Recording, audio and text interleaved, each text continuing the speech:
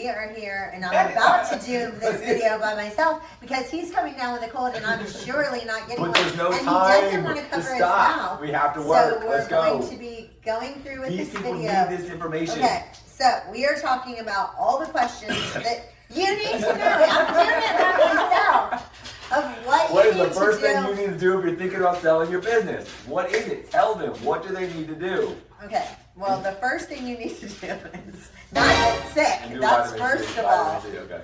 And figure out what you need to do, what you need to personally do before. You need to figure out what you personally need to do and focus on in the business that's going to make it worth it. Is that what you're trying to say? Yes.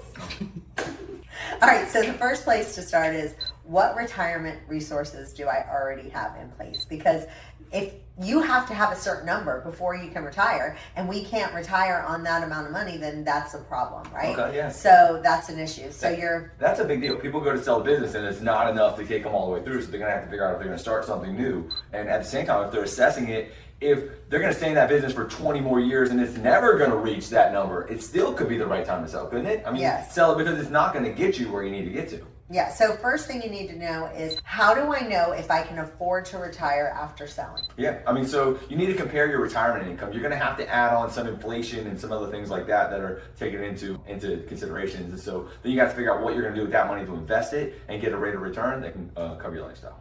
Yeah, so should I assume that the sale of my business is going to fund my retirement? The answer is no. So let's talk It could though, right? It could. Some people have $10 million, $20 million businesses. I mean, I think those people, they should be looking at that, because if they don't do it, their $10 million business, if a market shifts and they lose 20% of the business, they lose $2 million. That $2 million is a huge deal to what it could do for their retirement and the compound effect and the run rate. So let's just say it costs them $200,000 a year. Then $2 million is then 10 years worth of retirement. Yeah, and one of the things people ask me is, when should I start planning my exit? And I always say a lot sooner than you think, because the best people who get the most amount of money are the people who have plenty of time. That way, if you get an offer you don't like, you can say, screw you, I don't want to take that offer, right? Is this business or marriage advice?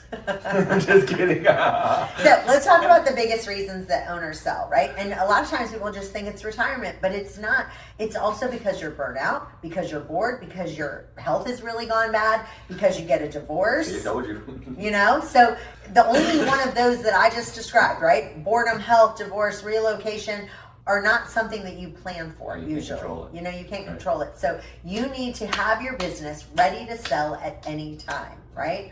So how do you know if you have a sellable business? Well, I mean, there's a lot of different ways to look at it, but one of them is, does it have a transferable cash flow, right? And it's not based on the owner's effort. So if it doesn't have to mean you show up today, somebody else can come in and take that over. One of the things I love is, one of the businesses we sold, we transferred it, that cash flow, bank accounts, everything shifted over. They didn't even pick up the phone to call me ever again. They just took over the business and never called me again. And that means it was ready to sell. And you know, we're fortunate that we were able to build that, and we can help you do the same. Yeah, and so we have different businesses that call us anywhere from, you know, 300,000 to 30 million to 300 million, right? So what's the difference between a job, a hobby, and a real business? We always say it's cash flow, right? So what does it mean to normalize financial statements? That's a lot of times when we say that word, we say it a lot. We want to normalize financial statements. What does that mean? It means restating your financials to show what the business is actually earning for the owner, right? And so that means adding back things, your personal expenses that are running through your business, right? You also have non-reoccurring items and non-market compensation. So let's talk about SDE and EBITDA. So when someone buys a small business, they're acquiring a cash flow, right? So they're not necessarily saying, yeah, they're getting the machinery and all that other stuff, but the main thing they care about is, what is the profit on the business? That is the most important thing.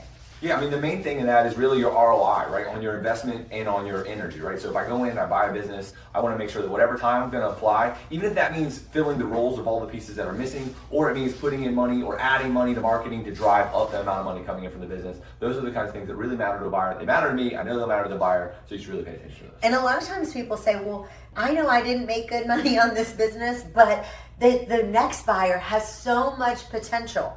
And here's my answer to that is, yes, sometimes there is some things where you say, yes, we look at the potential, but the truth is, if you could have made a lot of profit, then why didn't you already? Like, the proof is in the pudding. Like, you can say, yeah, but if you did this, and yeah, if you did this, and yeah, if you did this, and right. you go, why didn't you? Yeah, so and usually that's going to be bought at a discount for that reason, because if you don't go in and do that and make those changes, they're going to buy it knowing that it's going to take a lot of time, energy, effort, and finance usually to run the plays that you're talking about. yeah, so the next one is, what is goodwill, and when does a business actually have it? So can you, in an easy term, kind of explain what goodwill? Yeah, so I mean, goodwill is something that's non-tangible, right? So like a computer would be a hard asset, right? A building would be a hard asset. Once you turn over your client list, so if you've had Susie is on a subscription model over and over and over, that's going to be a subscription you're going to sell off. That's going to be part of your goodwill, right? And so if you have a client base, if you had agents in a real estate business, those things are going to become your goodwill assets, or your goodwill.